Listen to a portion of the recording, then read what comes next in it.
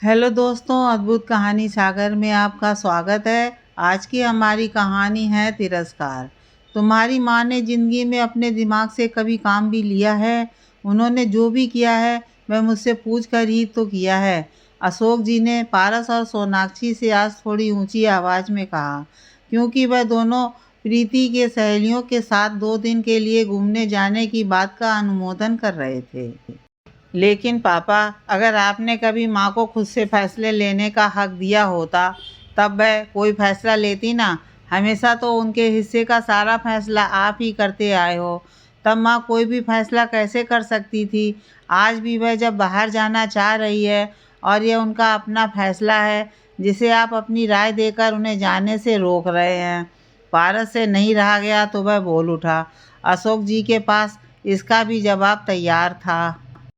तनिक रोष में बोले, प्रीति को कभी खुद से फैसले लेने का हक मैंने उसे इसलिए नहीं दिया क्योंकि वह पढ़ी लिखी नहीं थी और उसका फैसला गलत हो सकता था।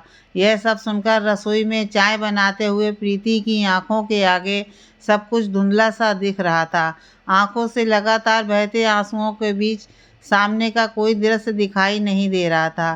पर पापा, माँ चाहे जितनी भी पढ़ी लिखी थी या नहीं थी, लेकिन उन्होंने जिंदगी के हर कदम पर आपका साथ तो दिया ना।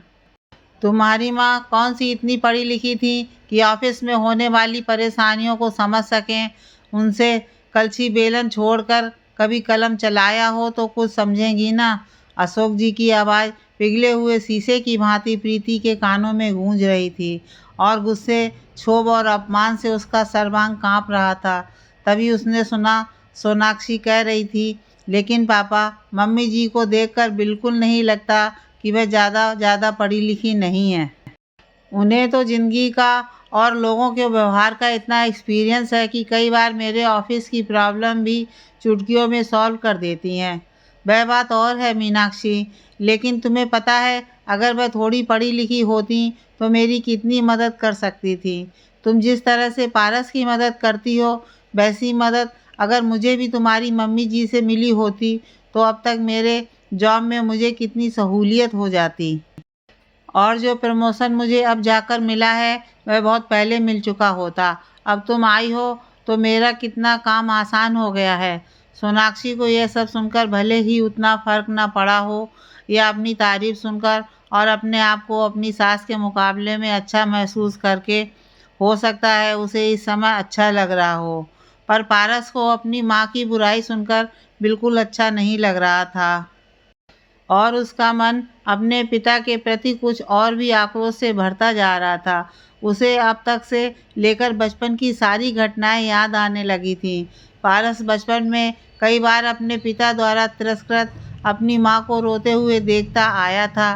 शुरू में तो वह अपने नन्हे नन्हे हाथों से माँ के आंसू पोंछता और कहता, माँ, पापा अच्छे नहीं हैं, वह आपको डांटते हैं ना। मैं जब बड़ा हो जाऊंगा तो मैं पापा को डांट दूंगा। यह सुनकर रोते रोते भी प्रीति को हंसी आ जाती और वह अपने बेटे पारस को गले से लगाकर कहती, हाँ ज़रूर डांट देना, तू बड़ा हो जाएगा ना तो मुझे भी थोड़ा इंग्लिश सिखा देना।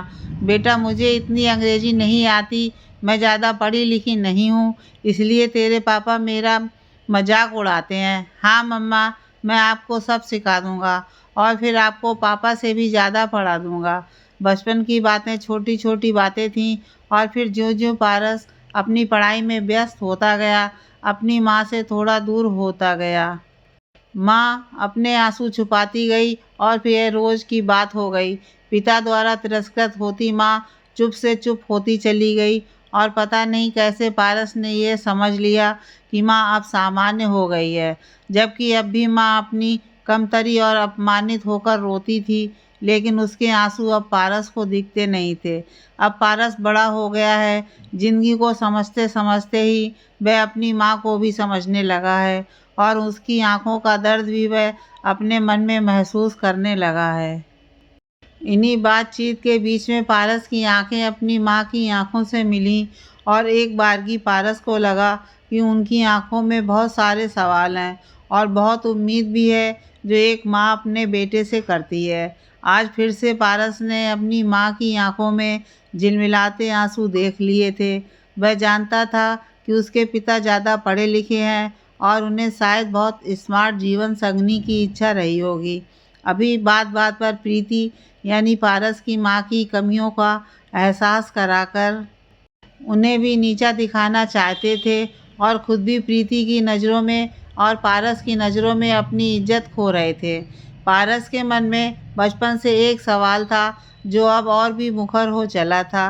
वह ये कि अगर माँ स्मार्ट नहीं थी या कम पढ़ी लिखी नहीं थी तो उसके पिता उसे पढ़ाकर अपने बराबर ला सकते थे, ना कि हर कमी को उजागर करके अपनी पत्नी का मजाक उड़ाना। ये किसी पुरुष को शोभा नहीं देता और पारस अब इतना बड़ा और समझदार तो हो ही चुका था कि अपने पिताजी की गलती को समझकर उन्हें और गलती करने से रोक सके। अचानक न जाने पारस की आवाज़ में इतनी दृढ़ता कहाँ से आ गई। शायद अपनी माँ के आंसुओं को देखने के बाद एक बेटा माँ की आवाज़ बन जाता है। आज पारस भी अपने अंदर वैसी ही शक्ति महसूस कर रहा था और अपनी माँ की आवाज़ बनकर अपने पिता से आँखों में आँख मिलाकर बोल रहा था, पापा क्या हुआ जो मेरी माँ ज़्यादा पढ़ी लिखी नहीं है? वह जितना पढ़ी लिखी हैं उतना तो कम ही लोग पढ़ लिख पाते हैं। दरअसल मेरी माँ ने ज़िंदगी की पढ़ाई की है, तभी उन्होंने आपके द्वारा अपमानित होने के बावजूद भी आपको पलट करके कभी जवाब नहीं दिया। मैंने अपने ही आँखों से उन्हें दादा दादी की सेवा करते देखा है। कई बार माँ को मैंने कितनी अपनी इच्छाओं को मारते देखा है। मुझे बड़ा करते हुए, मुझे समझाते हुए, चंदा मामा की कहानी सुनाते हुए जिस माँ ने मुझे इतने संस्कार दिए हैं वह कभी अनपढ़ नहीं हो सकती। और जो माँ बिना बोले ही अपने बच्चे का मन पढ़ ले वह अनपढ़ कैसे हो सकती है पापा? मेरी माँ कभी भी कम शिक्षित नहीं हो सकती और जिसका बेटा इतना पढ़ा लिखा है उसकी माँ भला कम पढ़ी लिखी कैसे हो सकती है? पारस के मुँह से ये आवाज़ सुनकर उसके पिता का मुँह खुला का खुला रह गया। नई बहू सोनाक्षी भी अवाक रह गई क्योंकि जब से उसकी शादी हुई थी उसने पारस को इस तरह से नाराज़ और दृढ़ शब्दों में अपने पिता की बात का विरोध करते हुए नहीं देखा था। और प्रीति एकटक अपने बेटे को देखे जा रही थी।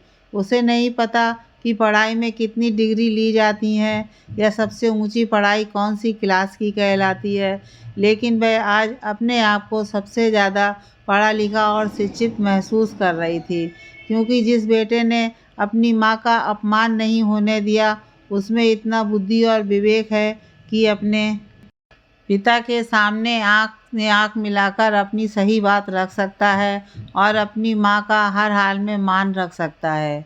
आज पारस की माँ बनकर प्रीति को बहुत गर्व का एहसास हो रहा था और आज प्रीति अपने आप को सबसे ज़्यादा पढ़ी लिखी महसूस कर रही थी।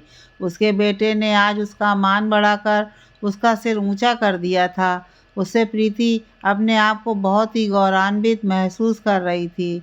वह आज अशोक जी को कहना चाह रही थी, मुझे अब किसी डिग्री की दरकार नहीं है, मैं बहुत पढ़ी लिखी हूँ। जिसके बेटे ने अपनी माँ के सम्मान में आवाज़ उठाई हो उस माँ से ज़्यादा पढ़ी लिखी और ज़्यादा गौरवशाली कोई नहीं हो सकती।